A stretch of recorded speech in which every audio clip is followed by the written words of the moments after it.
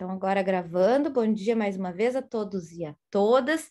Então, como eu estava falando, nós teremos esses próximos encontros, sendo que no dia 8 de novembro nós teremos um encontro presencial com a apresentação dos trabalhos, um trabalho bem amplo a respeito de um tema de direito internacional privado ou cooperação jurídica internacional. Na próxima aula, gostaria já de compartilhar a tela aqui com vocês. Na nossa próxima aula, nós teremos uma palestra, pessoal. Como eu já havia comentado, eu acredito que havia comentado com vocês, sobre contratos do transporte aéreo internacional. Então, com a professora Maria Luísa Targa, doutoranda da Universidade Federal do Rio Grande do Sul, e ela vai falar um pouquinho desses contratos internacionais a respeito do transporte aéreo, passagens aéreas, e em especial os efeitos da pandemia nesse tipo de contratação. Então, acho que vai ser bem bacana, uma oportunidade da gente debater e aprofundar um pouquinho mais esse tema. Eu vou depois divulgar esse cartaz ali no nosso grupo de WhatsApp, tá? Vai ser na próxima segunda-feira, às 5h30 aqui pelo Zoom, tá? Então, dando continuidade. Então, depois nós teremos, então, na semana do dia 1º, depois, então, nós teremos essa aula sobre direito de família internacional. Na aula que vem, nós teremos essa palestra. Depois, no dia 1º de novembro, uma segunda-feira, entre o feriado, eu sei que dia 2 de novembro é feriado. Pessoal, nós teremos a continuidade dessa aula a respeito de direito de família, que eu vou falar das convenções da Haia. Depois, no dia 8 de novembro, então, nós teremos nosso encontro presencial com a apresentação dos trabalhos. No dia 15 de novembro, nós teremos outro feriado. E depois, na semana seguinte, que acredito que é 22, nós teremos essa avaliação. Tá ok? Então, só para retomar, já que a gente já está, acredito, na reta final aí do semestre. Ok? Então, vamos falar um pouquinho sobre o tema da aula de hoje, que é o direito de família internacional. Até aqui, pessoal, nós estávamos tratando a respeito do direito internacional privado, parte geral. Então, vimos todos os artigos lá da Lei de Introdução às Normas do Direito Brasileiro. Vimos também um pouquinho a respeito dos contratos internacionais. Então, eu falei sobre a discussão a respeito do artigo 9º, a questão relativa à arbitragem, a diferença entre escolha de foro e escolha de lei. Então, abordamos um pouquinho essa temática. Na aula de hoje, na seguinte, aula 8 e 9, nós vamos falar do tema do direito de família. Já que até aqui um pouquinho ilustra um pouquinho essa ideia contemporânea de relacionamentos. Eu até brinco nas aulas, pessoal, a respeito desses programas de TV, como é que é agora? Eu até esqueci o nome. 90 Casos de família? 90 dias para casar. 90 dias para casar e tantos outros que tratam dessa realidade dos relacionamentos com uma questão que é super importante, qual seja um elemento de extraneidade que nós estudamos, ou seja, um elemento próprio do direito internacional, que são nacionalidades diversas, domicílios diversos, casamentos ocorridos em outras localidades, e isso vai justamente gerar problemas no direito de família, por óbvio, né, pessoal? Então, por óbvio não, né, mas pode gerar algum problema no direito de família. Então, na aula de hoje, nós vamos falar um pouquinho sobre casamento, tá? Nós vamos tratar dessa abordagem. Nas próximas aulas, eu vou falar das convenções da Haia a respeito da disputa sobre guarda internacional e sobre alimentos e um pouquinho sobre adoção. Então, hoje a gente vai falar um pouquinho da construção da família, tá? Então, vamos ver a questão do casamento, começando pela questão do casamento. A gente já tratou desse tema por diversas vezes ali na parte geral. Qual é a capacidade para casar? Então, vimos lá no artigo 7º, parágrafo 1º, quanto à norma que se aplica ao casamento realizado em determinada localidade. Qual seja, realizando-se o casamento no Brasil, será aplicada a lei brasileira, quanto aos impedimentos dirimentes e às formalidades da celebração. Então, nós debatemos bastante esse tema a respeito, por exemplo, do casamento realizado em Las Vegas, em conformidade com as normas de Las Vegas, o casamento realizado na Itália, em conformidade com as normas na Itália. Então, esse artigo retoma aquilo que nós já vimos nas outras aulas. Lembrando que o artigo 1521 do Código Civil é que dispõe que são impedimentos dirimentes, ou seja, quando as pessoas não podem se casar. Então, vai ser a lei do local do casamento que vai dispor a respeito desses impedimentos. Eu trouxe aqui, pessoal, a colação, esse código, e esses impedimentos. Aqui está fechada a câmera, tudo bem. Tudo bem, não tem problema. Só que eu não sei quem está falando, porque está aparecendo para mim Galaxy A12. Tá? O Gustavo, professor. Ah, tá. Então coloca depois ali, tá? Tudo tá bem. ok, obrigado. Não tem problema. Tá? Porque às vezes vocês colocam no celular e não aparece o nome. Então, pessoal, esses impedimentos de limites é algo que vocês vão estudar lá no direito de família, quem ainda não teve, mas de forma geral, a gente tem um pouco essa noção já inserido na nossa sociedade sobre a impossibilidade que algumas pessoas venham a casar entre si.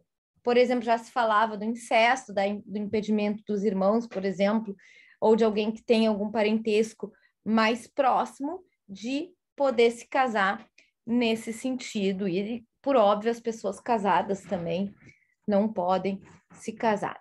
O artigo 7º trata, pessoal, a respeito da capacidade de forma geral. Então, essa capacidade de forma geral para os atos da vida civil também vai reger a capacidade para se casar. Lembrando que no Brasil a capacidade para o casamento é com 16 anos. Então, as pessoas com menos de 16 anos não podem se casar. Então, com menos de 16 anos não podem se casar. Apenas a partir dos 16 anos é que as pessoas podem se casar. Isso vem enfrentar um problema que eu acho que eu já até conversei com vocês nessa turma, na outra, que o Brasil é o 4º país no mundo em que ocorrem os casamentos infantis, as uniões infantis, né, com crianças.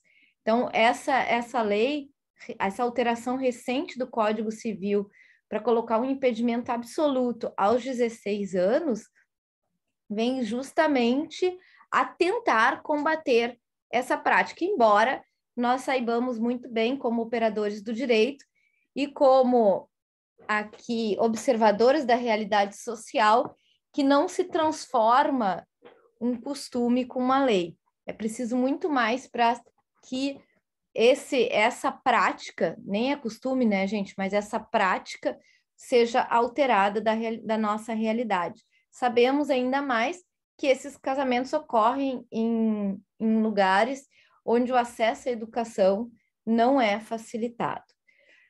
Bom, e o casamento consular, pessoal? O que é o casamento consular? Tá? A gente pode dividir a representação diplomática dos países em 2 pontos distintos. Uma questão relativa aos consulados e outra questão relativa às embaixadas. Os consulados tratam das relações com as pessoas privadas, com nacionais daquele respectivo consulado, e que exerce esse consulado também funções cartorárias e notariais. Então, é possível que um consulado venha fazer um ofício aqui de registros, por exemplo, de nascimento e também de registros de casamento e mais. A própria celebração do casamento é possível nos consulados. As embaixadas, via de regra, tratam a respeito das relações de Estado e não relações privadas. Por isso, quando a gente quer buscar um visto, por exemplo, que é algo para o particular, a gente se dirige ao consulado e não à embaixada do país, embora alguns países tenham representações diplomáticas e consulares em conjunto no mesmo prédio, na mesma repartição, mas os serviços são distintos, tá? A legislação brasileira permite, pessoal, que tanto o casamento de estrangeiros possam se realizar nos seus respectivos consulados no Brasil, como também brasileiros podem se casar perante consulados brasileiros no exterior. Então, é possível, vamos supor, que um casal de brasileiros que esteja residindo em Nova York resolva se casar perante a autoridade consular brasileira de Nova York. Então, em vez de se casar lá com a autoridade local, em que seria aplicado, como nós vimos, o artigo 7º, parágrafo 1º, então, por exemplo, se casar perante o oficial de registro de lá, conforme as regras de lá, eles podem optar por se casar no consulado brasileiro. Nesse caso, pessoal, a doutrina vai compreender como um casamento estrangeiro, vejam que interessante, né? E é um resquício ainda da ideia de extraterritorialidade das repartições diplomáticas.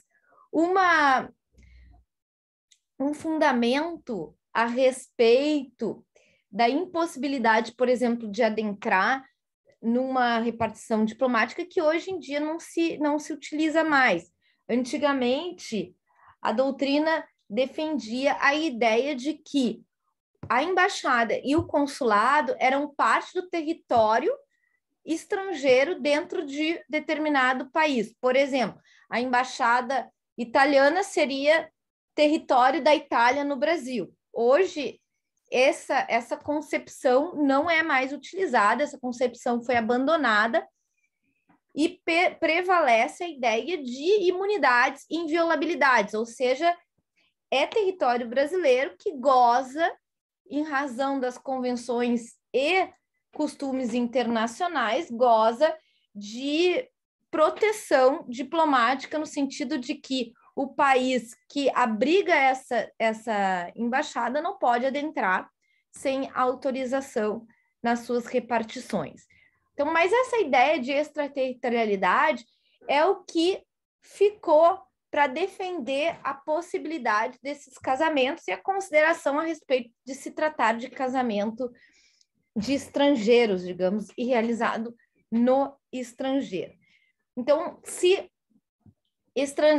no caso migrantes, aqui a ideia, a própria terminologia estrangeiro, ela está em desuso em razão aí da lei de imigrações. Hoje a gente utiliza mais o termo migrante em vez do termo estrangeiro, até assim, sob o ponto de vista de adequação à terminologia da lei.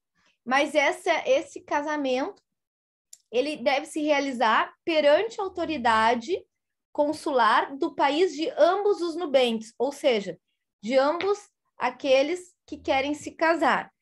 Então, se um for de nacionalidade francesa e o outro for de nacionalidade italiana, nesse caso, eles não podem realizar o casamento consular. Eles devem se casar no Brasil ou em outra localidade em conformidade com a lei do local da celebração do casamento. Só é possível se houver correspondência das nacionalidades dos nubentes. Ou seja, se eu estiver tratando de um casal italiano que deseja se casar perante o consulado da Itália. Então, nessa hipótese, esse casamento será válido em conformidade com as leis italianas. Então, vejam que a gente vai conceber esse casamento quase como que ele estivesse ocorrendo lá na Itália. O parágrafo 5º do artigo 7º da Lei de Introdução às Normas do Direito Brasileiro dispõe que, caso um desses migrantes venha se naturalizar brasileiro, ou seja, vamos supor, estão, claro, A ideia de que eles vão se casar aqui é porque eles estão morando provavelmente aqui. E aí, com o tempo e preenchendo os requisitos de nacionalização, por exemplo, e vindo a requerer a nacionalidade brasileira, nesse caso, a lei dispõe que deve se transcrever lá o regime de comunhão parcial dos bens, tá? Respeitado o direito de terceiro e dada a adoção ao competente registro. Ou seja, no caso de nacionalização brasileira derivada, ou seja, posterior, deve ser registrado junto à nacionalidade esse casamento e a adoção do regime de bens parcial, tá?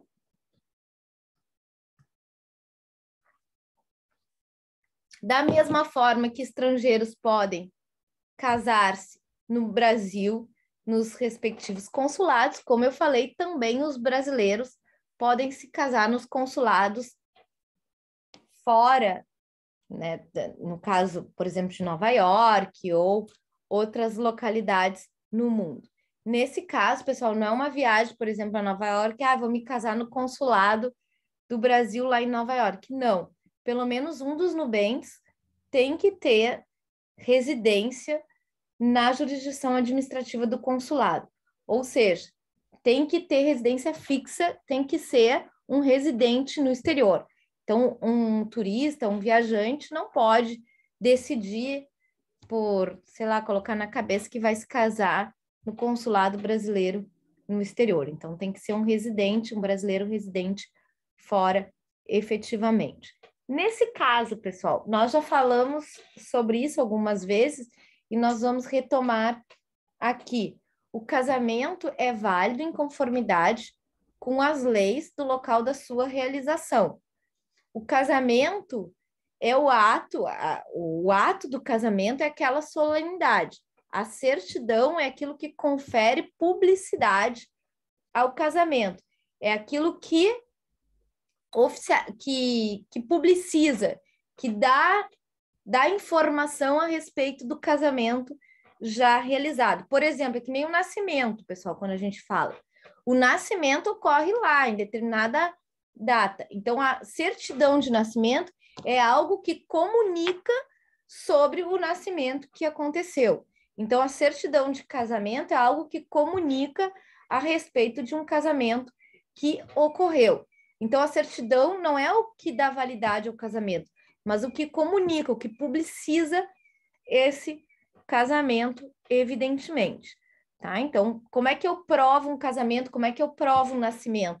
A partir da sua certidão. Se não tiver a certidão, aí pode-se provar o casamento ou o nascimento por outros meios para que se proceda o registro oficial, que é essa certidão. Tá? Por isso que aqui no artigo 1543 do Código Civil dispõe que o casamento prova-se pela sua certidão. Tá? E se alguém perdeu a certidão, aí pode se provar por outra maneira.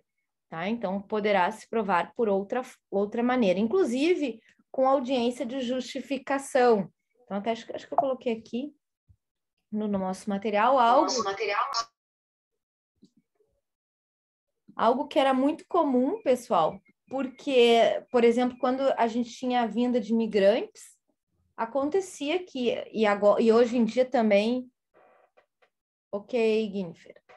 Então, acontece muitas vezes, a gente tem recebido e o mundo tem vivenciado uma crise e deslocamentos forçados e a questão a respeito dos refugiados.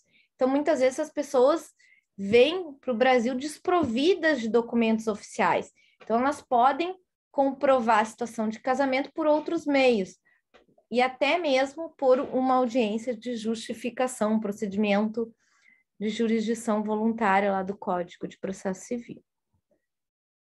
Tá? E do brasileiro, pessoal? Então, se o brasileiro casa no estrangeiro, tá? Perante as autoridades consulares brasileiras ou as autoridades estrangeiras locais, ele deve registrar o casamento no Brasil no prazo de 180 dias, tá? Da sua volta no Brasil. Então, por exemplo, o brasileiro está residindo fora, então casou fora. Aí ele vem para o Brasil. Então, ao retornar para o Brasil, ele deve fazer o registro desse casamento. Onde? No registro civil de pessoas naturais da localidade em que ele for ter domicílio, ou se ele não tiver domicílio, no primeiro ofício da capital do estado em que ele passe a residir, tá? Então, ele tem que providenciar no prazo de 180 dias. E se ele não faz isso, é inválido o casamento dele? Não. O casamento dele é válido conforme a lei do local da realização desse casamento. Mas a nossa legislação determina que seja feita essa publicização para efeitos de dar conhecimento do casamento a terceiros. Então, é mais para publicizar esse ato do que para que ele tenha efeitos no Brasil. O que é diferente, pessoal, tá? Por exemplo, de um procedimento de homologação de sentença estrangeira. Eu não sei se vocês já aprenderam homologação de sentença estrangeira, ou vão verificar isso. Até ali no nosso material, tem um material no nosso curso do AVA, tem um material sobre esse aspecto. A homologação, a sentença estrangeira, para ter efeito no Brasil, ela precisa passar por um procedimento de homologação. O casamento não. O casamento ele vai ser registrado no Brasil para dar publicidade a esse ato. Tá? Então, como eu falei, o procedimento de justificação para se alguém, por exemplo, perdeu essa certidão e precisa comprovar um ato, um fato, uma relação jurídica, e é um procedimento não contencioso de jurisdição voluntária, tá? E os estrangeiros? Bom, a gente já disse que se um brasileiro vier para o Brasil, ele tem que registrar o casamento. E o estrangeiro, se vem residir no Brasil, ele precisa registrar o casamento, tá? Então, ele pode registrar, não é obrigatório, está sujeito, ou seja, pode registrar, tá? No cartório de títulos e documentos. Então, ele pode registrar, não é obrigado a. Mas se ele quer pretender que esse casamento tenha efeitos perante terceiro, ele deve registrar no cartório de títulos e documentos, conforme artigo 129 da Lei de Registros Públicos, tá, pessoal? Lei 6.015 de 77. Então, ali vai dispor a necessidade de registro de atos que aconteceram no estrangeiro em relação às pessoas migrantes. Aí trouxe um caso concreto para que a gente possa compreender a importância e a discussão a respeito do casamento de estrangeiros. E aí nós temos essa normativa por um lado, e as normativas que regem as questões atinentes à necessidade de autorização dos cônjuges, a conhecida outorga ou xória. Para quem ainda não teve, significa que determinados atos de disposição patrimonial, pessoal, no curso do casamento precisam de anuência de ambos os cônjuges, mesmo que o bem esteja, vamos supor, no nome de apenas um deles, desde que não se trate do regime de separação de bens. Então, por exemplo, se no curso do casamento alguém queira se desfazer de um imóvel, precisa da anuência do seu cônjuge e vice-versa. E aí aqui trata, pessoal, de um caso de fiança, que é prestar uma garantia em determinado contrato. O contrato de fiança, acho que muitos de vocês já devem ter ouvido falar, mas vocês vão aprender as especificidades desse contrato. Lá no direito dos contratos, se trata aqui de uma garantia que alguém se torna fiador em relação à dívida de outra pessoa. E o fiador pode vir a ser executado, inclusive, vir a ser executado seus bens, inclusive o bem de família. Então, como implica muitas vezes a disposição patrimonial de imóveis na fiança, porque a fiança é uma garantia pessoal que vai abranger todo o patrimônio do fiador, e normalmente se exige na fiança um fiador com imóveis para garantir o contrato.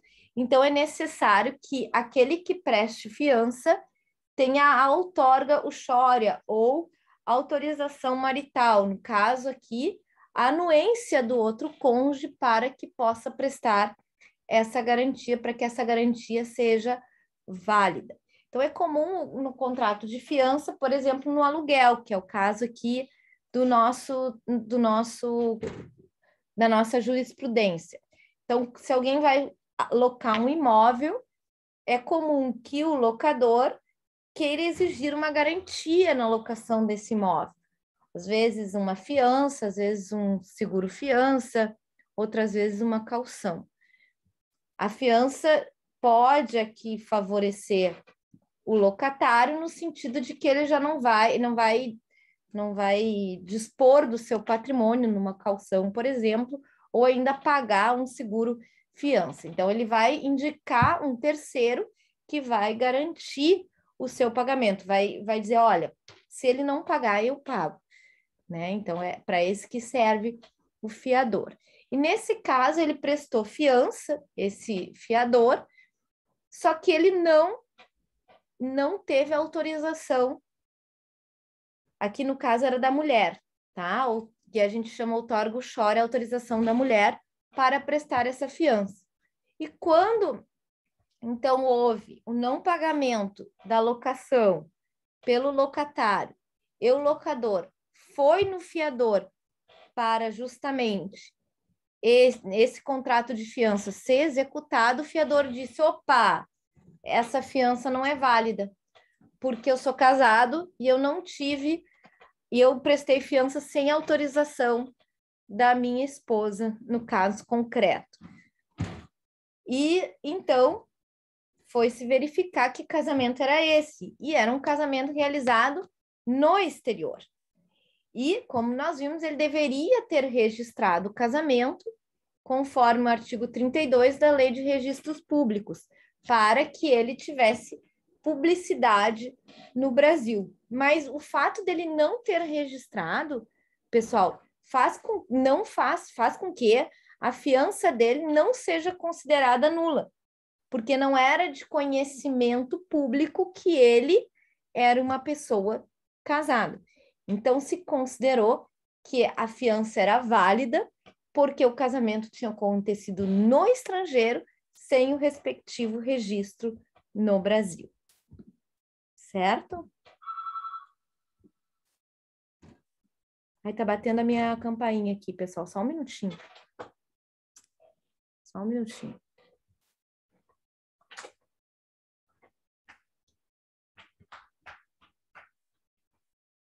Pronto?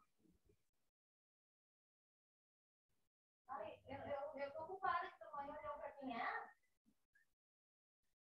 401? Ah, eu vou buscar aí só um minuto.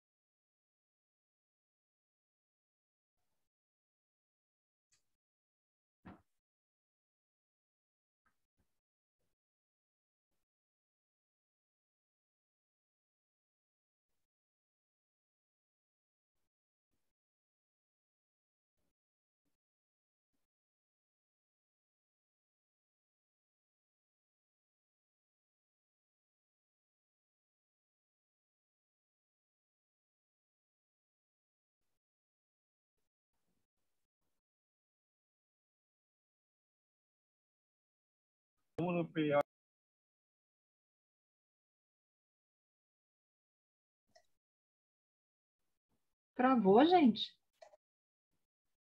Não, Não, a a prof prof. Pode falar, amiga. ela foi atender o interfone dela que estava tocando. Ah, obrigada, Gurias.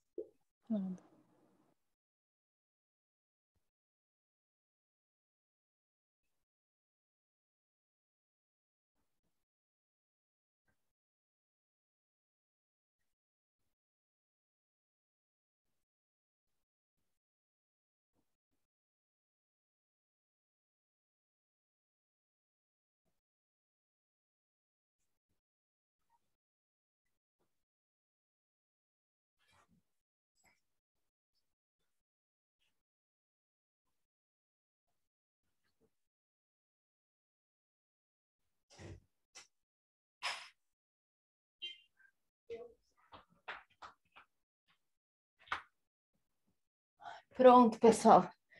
Desculpa. Ai, ficou roendo ainda. Mas se não, disse que ia devolver para São Paulo a entrega. Então vamos lá. Professor, só retomar ali. Então, no caso, esse que a gente está vendo, o casamento não havia sido publicizado no Brasil, isso, né? Uhum, isso, E ele exatamente. servia de fiador, mas a fiança não perdeu a validade. Exatamente. Exatamente. Tá? Ok, obrigada. Outro aqui, ó. Então, esse aqui é outro caso bem interessante, pessoal, que é um casamento realizado no estrangeiro também, tá? E o sujeito depois se casou novamente no Brasil, sem que fizesse o divórcio. Então, até a gente comentou sobre isso. A pessoa não pode se casar no Brasil, mesmo que tenha feito um casamento no estrangeiro, e depois, pessoal, abandone lá a vida que estava lá e venha no Brasil querer se casar de novo. Então, o que que tem que fazer? Tem que fazer o respectivo divórcio e aí registrar o divórcio no Brasil para que se possa casar novamente, porque senão é causa de nulidade do novo matrimônio aqui realizado no Brasil. Então, não existe isso, eu me casei, por exemplo, eu tenho uma conhecida que aconteceu isso, ela se casou na Itália, e casou lá na Itália, no final o relacionamento não deu certo. Ela veio para o Brasil e agora ela vive em união estável no Brasil.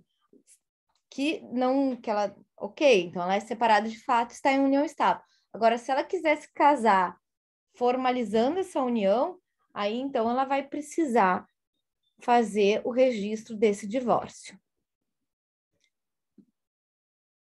Então, que é o que esse caso é um caso concreto até que aconteceu. Então, Luísa A, ajuizou a ação de reconhecimento e dissolução de união estável contra os herdeiros de José A. Então, olha que interessante esse caso aqui do Rio Grande do Sul, tá? Então, é uma senhora que ela se casou no Uruguai, tá? E ela se casou em 1937 no Uruguai. Depois eles vieram para o Brasil, tá? Depois que eles se casaram, e em 1981 o senhor José vem a falecer, tá? E ele veio a falecer. O senhor José tinha filhos antes desse casamento com a Luísa, tá? E se casou com a Luísa lá no regime de separação total de bens no Uruguai. Ela, com o falecimento dele, ela ingressa com uma ação na justiça brasileira requerendo a dissolução da união estável e partes dos bens de José, em face dos filhos de José. Compreenderam a discussão? Sim. Tá. Então, ela vem a requerer. Aí, o que acontece? A sentença de primeiro grau julgou extinta tanto a ação declaratória de união estável, quanto depois teve uma ação dos herdeiros contra ela, tá? Porque o que eles disseram? que o casamento ocorrido lá no Uruguai, ele é um casamento válido, não pode haver, pessoal, no curso do casamento, o reconhecimento de outra união estável. Se a pessoa é casada com aquele indivíduo, ela não tem como fazer uma união estável com esse indivíduo depois. Então, o que eles disseram? O fato deles não terem registrado o casamento ocorrido no Uruguai, no Brasil, fez com que ela, no Brasil, tivesse uma nova relação com José. Não, ela não tem uma nova relação, o casamento é o mesmo. E ademais, o registro é para publicizar perante terceiros aquela união, que perante os próprios cônjuges, o casamento, ele obviamente tem efeitos. A validade do casamento, já disse, é conformidade com a norma local. E os efeitos do casamento é válido para os próprios cônjuges, independentemente de registro, por óbvio. Então, a sentença declarou que não há interesse, né? Não existe interesse na declaração de união estável. E que, como houve um pacto antinupcial, ou seja, houve um acordo deles, um acordo de núpcias a respeito da separação de bens, esse acordo é válido. Então, nesse sentido, pessoal, esse casamento, ele produz efeitos no Brasil, assim como o pacto antinupcial realizado no Uruguai produz efeitos no Brasil, em conformidade com a lei da realização. Então, se as partes... Qual é o regime de bens? O regime de bens é aquele que as partes optaram, salvo se elas não optarem, aquele que está em vigor em conformidade com o artigo 7º, parágrafo 4º, qual seja a da residência comum dos nubentes, que é o caso aqui, seria o do Uruguai, mas as partes afastaram essa convenção, ou seja, o pacto da lei, no caso, por fazer uma escritura, um pacto antinupcial, uma escritura aqui a respeito do regime de bens por eles escolhidos, uma escritura convencional. Certo? Ficou claro, pessoal? Sim. Então, esse era um caso de direito internacional privado aqui do Tribunal de Justiça do Rio Grande do Sul. Esse foi um caso que foi colocado num grupo, tá? Que eu faço parte, de professores de direito internacional privado, e era uma dúvida de uma pessoa, de um caso concreto, também para a gente desvendar juntos. 2 italianos, casados em Florença, na Itália, no ano de 1978. Nasceu o primeiro filho no ano seguinte, 7 anos depois, o marido mudou-se para o Brasil a trabalho e em menos de um ano aqui residindo, casou-se com um brasileiro e com ela teve um filho. Manteve as aparências do casamento na Itália, trazendo inclusive a esposa italiana para o Brasil para aqui residir. Ou seja, ele mantinha as 2 esposas, a brasileira e a italiana no Brasil. Após 1 ano e meio morando com as 2 esposas, entre aspas, né, gente? Acho que ele se dividia de casas. A italiana descobriu a traição e pediu o divórcio. Existem bens na Itália, no Brasil e no Uruguai. Como se processa o divórcio e os bens? O que a gente pode ver? Aqui, primeiro, a validade do segundo casamento. Bom, esse casamento realizado com a brasileira no Brasil não é válido, é nulo. Por quê? Já que ele já era casado. Em relação à brasileira, pessoal, se ela não sabia do casamento, a gente chama casamento putativo, aquele que produz efeitos para quem está de boa fé. Então, quem ainda não teve direito de família, depois vai estudar lá em direito de família a respeito desse casamento. Mas, de forma geral, o casamento é nulo, tá? Então, não pode realizar o casamento no Brasil de quem é casado na Itália. Em relação ao casamento realizado na Itália, eles estão dispensados, os italianos, de efetuar o registro né? Mas eles vindos depois a morar no Brasil, eles podem fazer esse registro. Então, devem fazer a legalização desse registro como qualquer documento estrangeiro. É possível em relação aos regimes de bens, pessoal. Então, como eles tinham domicílio comum na Itália, aplica-se o regime de bens para esse casamento italiano, qual seja o regime que era vigente na Itália. Em relação à brasileira, então, que está de boa-fé, pode ter algum efeito também, como, por exemplo, alimentos, como, por exemplo, até mesmo a aquisição de algum bem em razão do regime de bens aplicado à união estável com ela, ao casamento com ela. Aí a questão relativa ao divórcio, pessoal. Então, se todos estão morando no Brasil, a justiça brasileira é competente para realizar esse divórcio. Mas em relação aos bens, aí tem um problema. Por quê?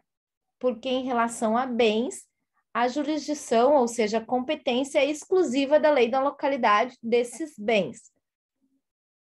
No entanto, se houver acordo a respeito desses bens, pessoal, na partilha do divórcio, é possível a produção desses efeitos e é possível que se tente a produção desses efeitos nessas localidades. Então, muitas vezes, os países aceitam algum documento que dispõe de forma oficial que as partes tenham se acordado a respeito da titularidade de um determinado bem para que produza efeitos nessas localidades. Mas lembrando que sempre o registro de imóveis de determinado bem imóvel, evidentemente, é na localidade desse bem imóvel. Então, para que esse acordo produza efeito, eles têm que ser levados naquelas localidades. Então, cada legislação pode dispor de forma diversa. Então, o que eles têm que fazer? Se eles têm bens na Itália, ou eles vão entrar num acordo em relação à totalidade dos bens e fazer uma partilha amigável nesse sentido, ou eles vão ter que litigar em cada uma dessas justiças a respeito de cada um desses bens. Então, propor a partilha de cada um desses bens na jurisdição da localidade desses bens, o que vai custar muito caro. Então, é bom que eles façam um acordão nesse sentido.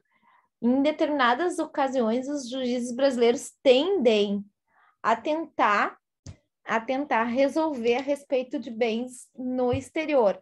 No entanto, eles podem encontrar alguma dificuldade de que essa sentença brasileira, por exemplo, venha a surtir efeitos na jurisdição do local em que o bem estrangeiro está. Então, pode acontecer dessa sentença não surtir efeitos no exterior. Por exemplo, o Brasil não homologa sentenças estrangeiras que dizem respeito a imóveis localizados no Brasil. Existe um impedimento no Código de Processo Civil nesse sentido, que tem sido mitigado nas questões atinentes às partilhas amigáveis, ou seja, quando há partilhas amigáveis, a jurisprudência do Superior Tribunal de Justiça tende a aceitar essas partilhas para que se produza efeitos no Brasil.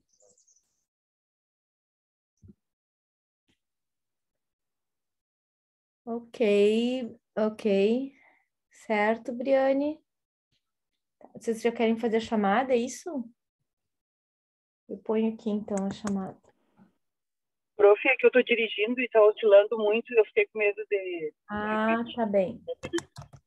Então, eu ponho aqui a chamada sem problema. E aí, vocês já podem colocar, então, ali. Sem problema. Certo, pessoal? Alguma dúvida nesses casos? Não.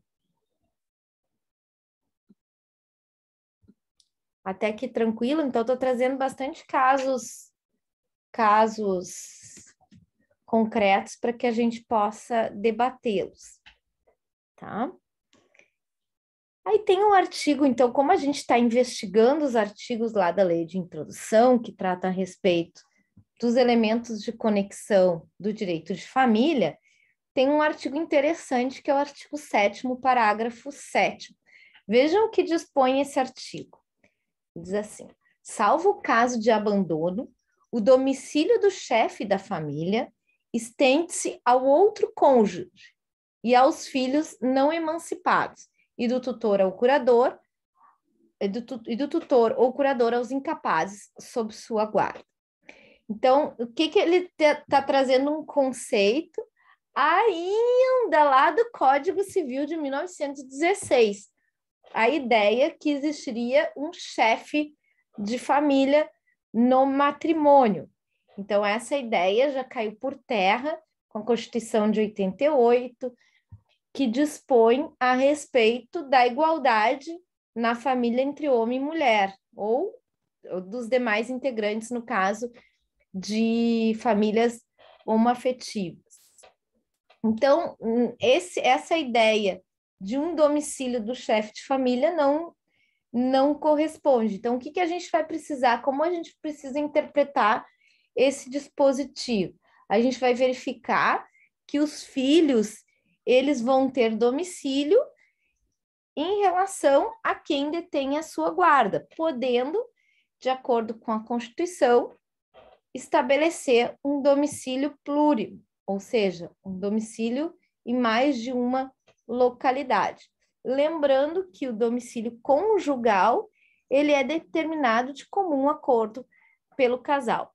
E esse é um conceito interessante, porque na Europa, a legislação permite que as partes decidam qual vai ser o domicílio conjugal, mesmo que haja pessoas, no caso, na família, com residência em localidades distintas. Por exemplo, um que trabalha na Alemanha e mora na França, então, na fronteira ali. Então, vai determinar qual deles vai ser, conforme a autonomia da vontade, qual dessas localidades será o domicílio conjugal. E aí a questão da homologação e divórcio, tá? Então, a gente já falou um pouquinho sobre isso. Então, para que o divórcio tenha eficácia no Brasil, ele precisa ou ser homologado ou ser registrado, tá? No Brasil. Então, lembrando que se não houver filhos e não houver disputa quanto aos bens, pode ser feito esse divórcio por escritura pública. Então, essa escritura pública também feita no estrangeiro pode ser averbada no Brasil. Mas se houver uma sentença estrangeira de divórcio, então é possível que deve-se proceder à homologação dessa sentença, no caso, pelo Superior Tribunal de Justiça. Então, o que é a homologação da sentença estrangeira? Significa que essa sentença precisa surtir efeitos no Brasil. Diferente, pessoal, do casamento, como eu disse, uma decisão judicial, ela, para ter efeito no Brasil, ela precisa passar por um processo de homologação, de verificação de determinados requisitos para que essa sentença seja válida no Brasil. Tá? Esses requisitos estão lá no Código de Processo Civil. Ele não vai entrar no mérito da justeza, ou seja, da justiça da decisão, mas vai analisar requisitos como se houve a citação das partes, se a justiça era de fato competente e se, assim como a aplicação da lei estrangeira não pode contrariar a nossa ordem pública, o efeito de uma decisão estrangeira também não pode ser contrário à nossa ordem pública. Em razão disso, pessoal, é que não se homologava no Brasil divórcios antes de 1977, já que o Brasil não tinha divórcio até 1977.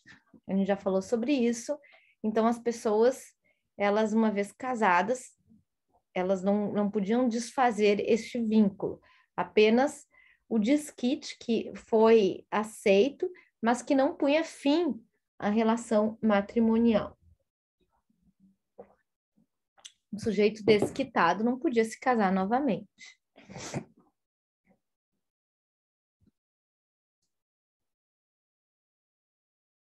E aí aqui, pessoal, tem um dispositivo também lá da nossa lei de introdução que ficou também totalmente anacrônico, por assim dizer.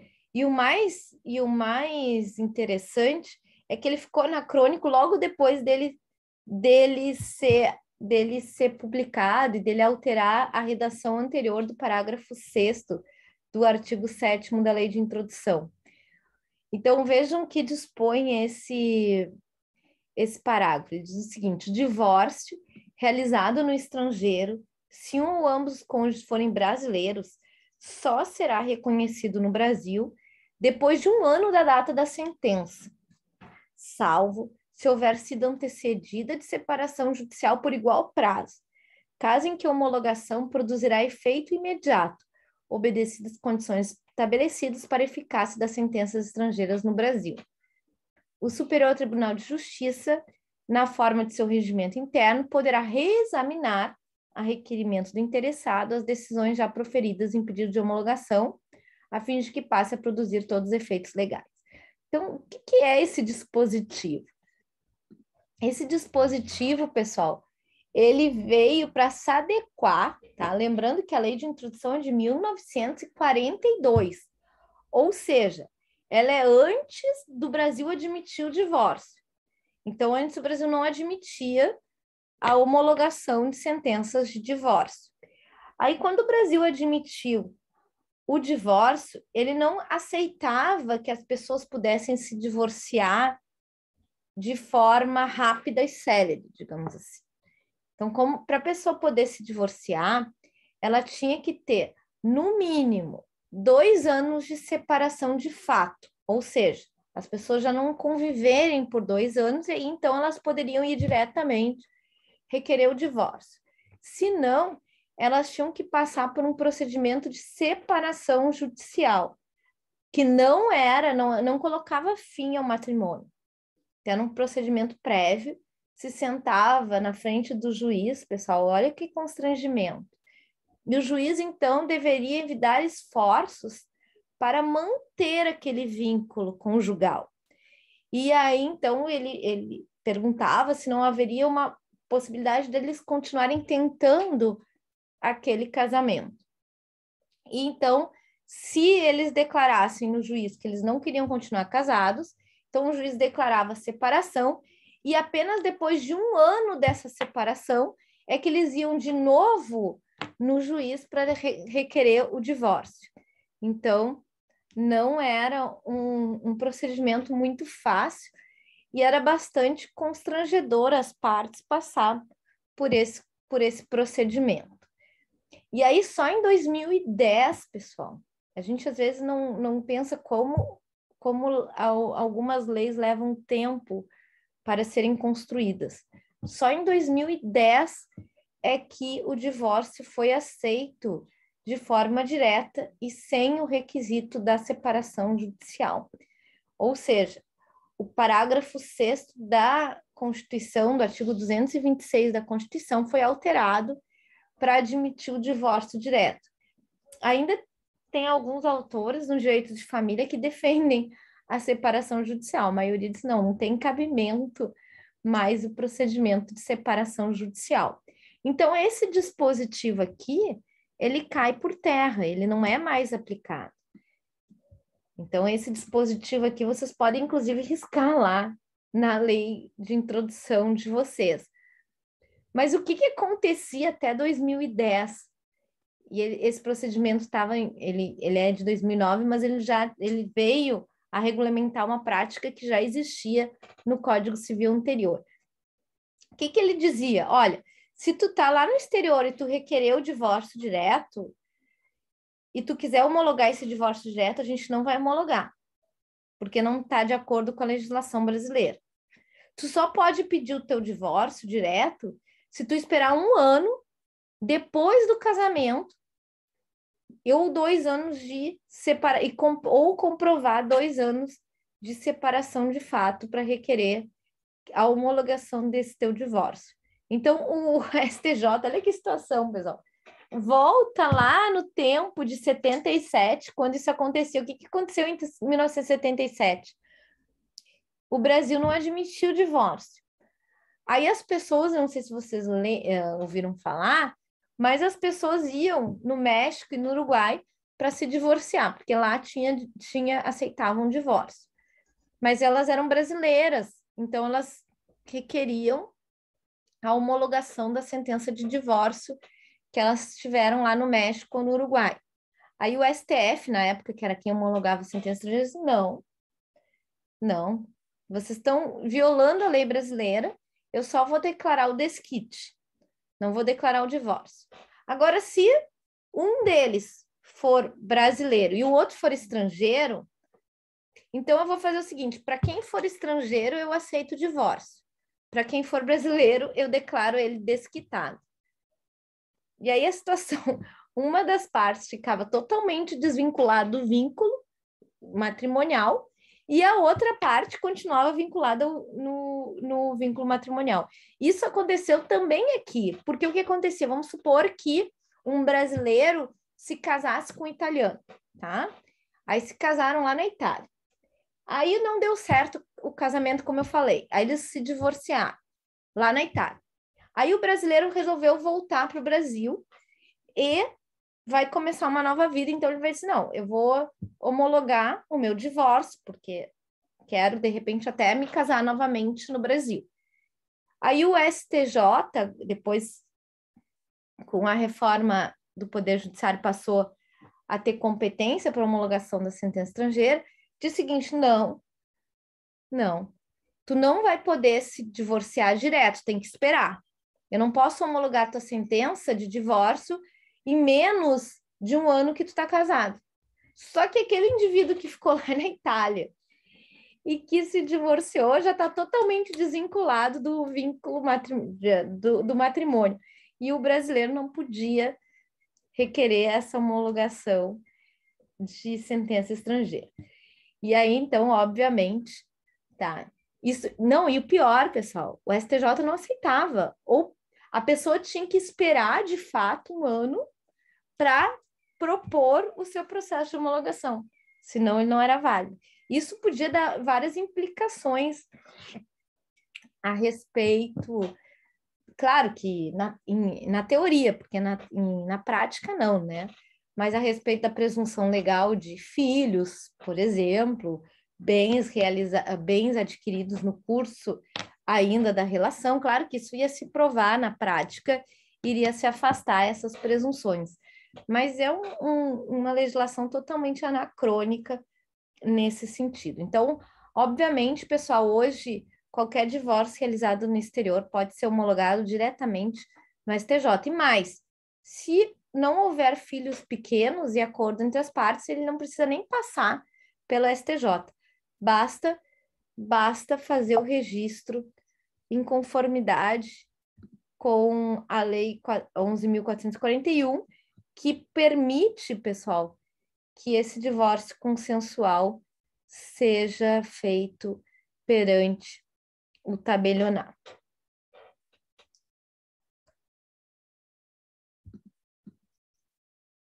Tá? Então, isso é o que dispõe aqui nesse julgado, então ele vai falar justamente sobre isso.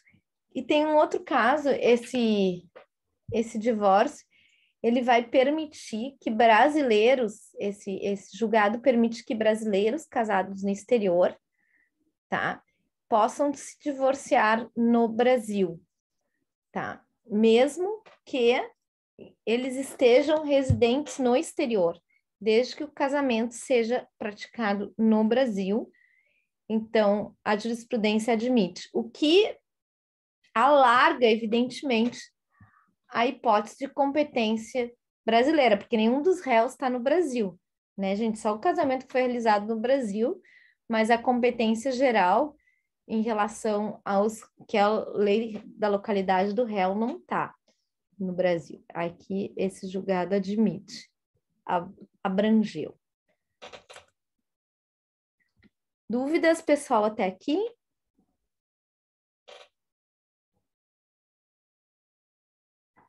Alguém quer fazer algum comentário?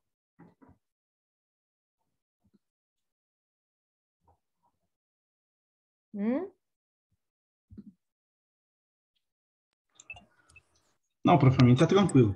Tudo tranquilo, Jóia. Então, aqui, pessoal, para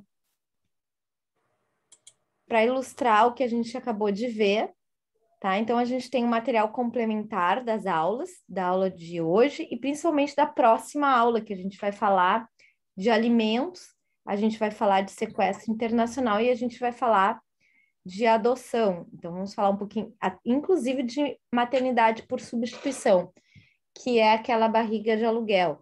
Aliás, hoje, o direito internacional privado, pessoal, o assunto do momento, hoje e há 10 anos, continua sendo a maternidade por substituição, ou seja, os contratos de barriga de aluguel realizados fora e a necessidade de regulamentação desses contratos, tá? Então, até botei aqui no fórum a opinião de vocês sobre esse tema. Por exemplo, um casal que vai à Índia, que vai aos Estados Unidos, que faz um contrato desses, se esse contrato ele vai produzir efeitos no Brasil, ele não deve produzir efeitos no Brasil, enfim, a opinião de vocês sobre esse tema. Na França, a França não estava reconhecendo efeitos desses contratos, mas aí as partes foram à Corte Europeia de Direitos Humanos, e a Corte Europeia de Direitos Humanos disse que não reconhecer a filiação violava os direitos humanos, principalmente da criança que tinha sido concebida a partir desses contratos. Então, muito interessante depois a gente debater um pouquinho sobre esse tema. Tá? Aqui eu botei um infográfico dos casamentos realizados, de brasileiros realizados no exterior. Então, como que acontece esses casamentos, a conclusão de um caso concreto, tá? E aqui outro caso, tá? Envolvendo também estrangeiros. Aqui você trabalha como advogado júnior de um escritório que atua em diferentes assuntos relacionados ao direito internacional, como consultoria em contratos, recepção de refugiados no território brasileiro, etc. Isso cada vez mais pode acontecer casos de escritórios se especializando nesses temas, né? Um dos maiores clientes do escritório atua no mercado de exportação de tecidos, cujo principal mercado é entre Brasil e Oriente Médio. Certo dia, ele que é de nacionalidade saudita e vive no Brasil faz 2 anos, buscou ajuda para a situação pessoal. O cliente árabe pretende se casar novamente com uma mulher cuja nacionalidade também é saudita, a qual conheceu aqui no Brasil faz 5 meses. Ocorre que o cliente em questão já é casado com uma saudita, que veio com ele e seus 3 filhos para o Brasil e cujo matrimônio ocorreu há 15 anos na Arábia. Tendo em vista que esse é um importante cliente para o escritório e você quer dar a consultoria adequada, responda as questões a seguir. Uma vez que o primeiro casamento foi realizado há mais de 15 anos na Arábia Saudita, é permitido que o cliente se case contra a mulher saudita que conheceu faz 5 meses? Nesse sentido, é possível dar alternativa para que ele, a futura noiva, aqui não é, não, a futura nova esposa, realize um casamento? O que vocês acham?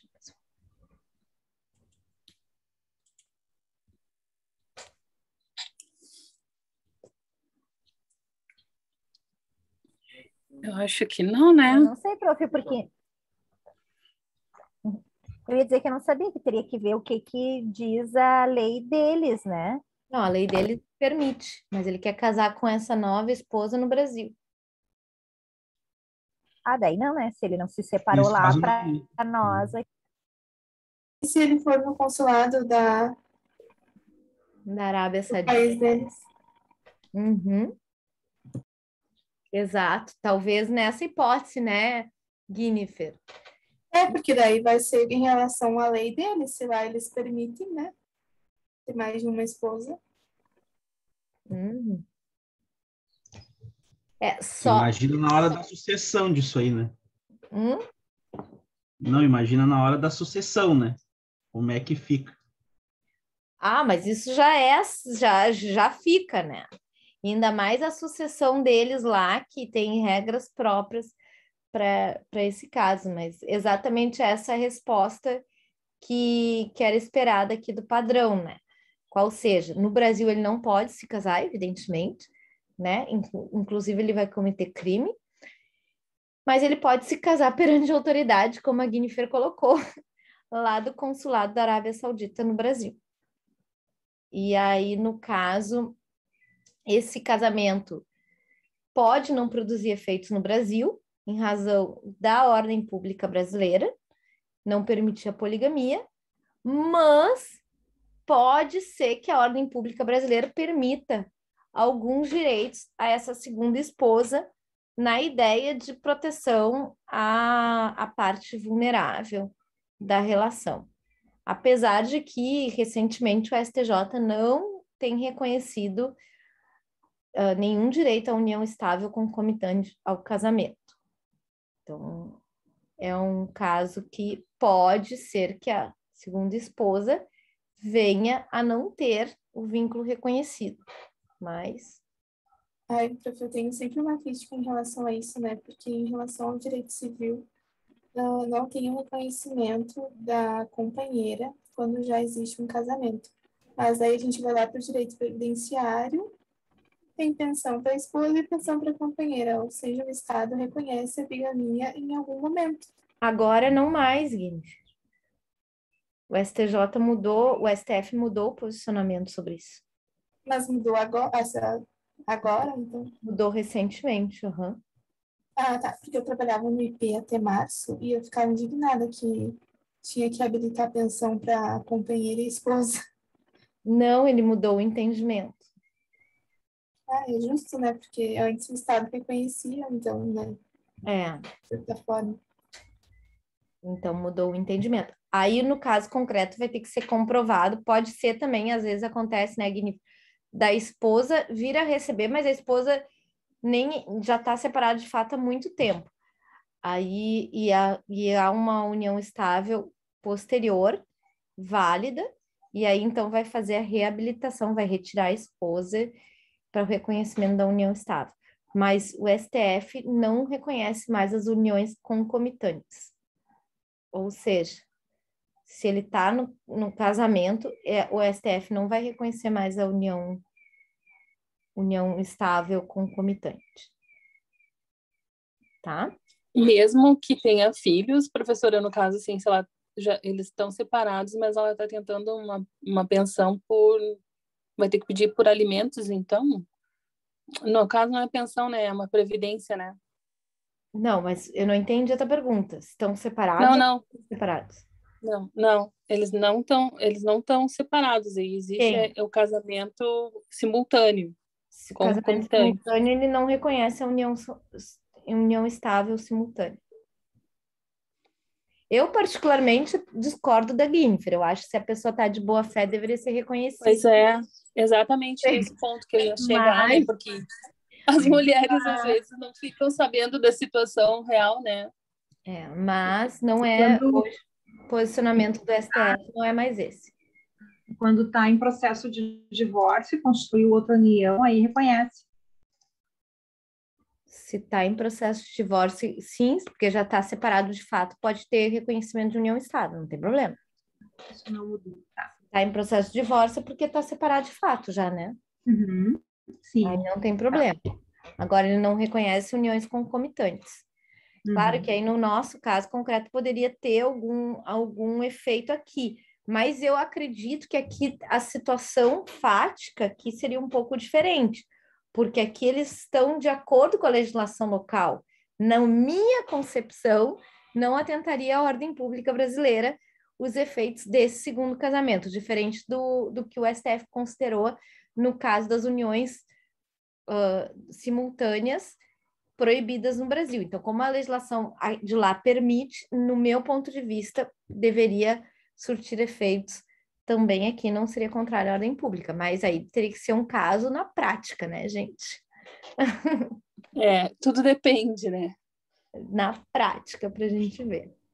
Okay. Outra coisa, prof, assim, no caso, ele não está em processo de separação, de divórcio, tá? Mas ele já tá, e ele tem família aqui, tem família em outro país, mas eles estão separados de corpos efetivamente. Também não conta? Tá, como olha só. Uma separação de fato? Vai depender do caso concreto. O que é, por exemplo, a pessoa pode estar morando lá e manter o casamento vivendo aqui. Tipo, tem um vínculo. Ainda o vínculo tá, mesmo que não haja coabitação, mas tem um vínculo. Tipo, não foi desfeito esse vínculo matrimonial, entende?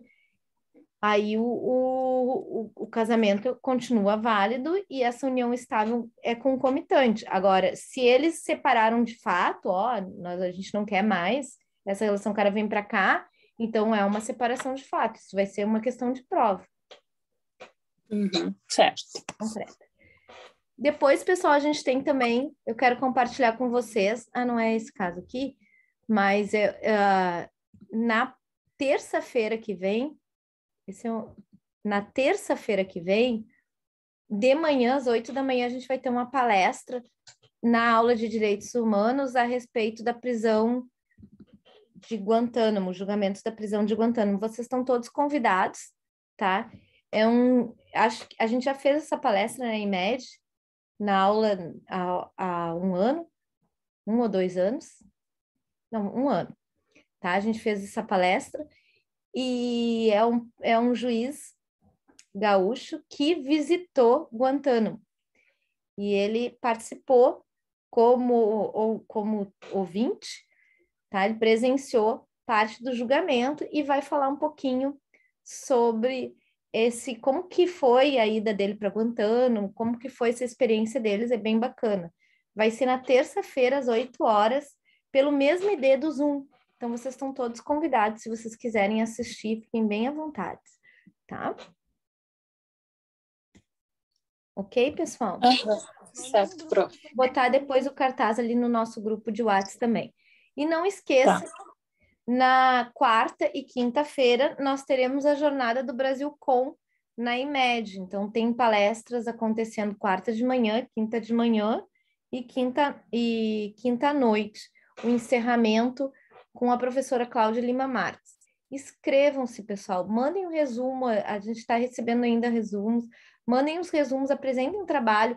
Apresentação 10 minutinhos sobre o tema de direitos do consumidor. Isso vai agregar horrores para o currículo de vocês, um tema de direito do consumidor. Só o fato de vocês terem apresentado um evento acadêmico é algo super importante para o currículo. Eu sei que muitos de vocês já estão saindo quase da faculdade com o pezinho já na rua, e isso é algo bem, bem bacana de colocar no currículo. Então, pensem com carinho, tá? A apresentação dos trabalhos vai ser quarta-feira à noite. Quem tiver aula vai ter dispensa da aula para apresentar o trabalho, evidentemente. E a gente vai ter palestras de manhã, na quarta e na quinta, e à noite, e vai ter também palestra na quinta-feira. Na quarta-feira, de tardezinha, a gente vai ter um lançamento do livro que eu escrevi, que é a minha tese de doutorado, e vamos ter também o lançamento de uma atividade do Nujur, que vai ser o atendimento dos superendividados lá na IMED. Então, com o apoio do PROCON, vai ter a presença do prefeito, então vocês estão todos convidados. Vai ser um evento presencial às 6 da tarde. Joia, pessoal? Então é isso. Boa noite a todos e a todas. Boa noite, Tranquilo, prof. Boa noite a Boa todos. noite, obrigada.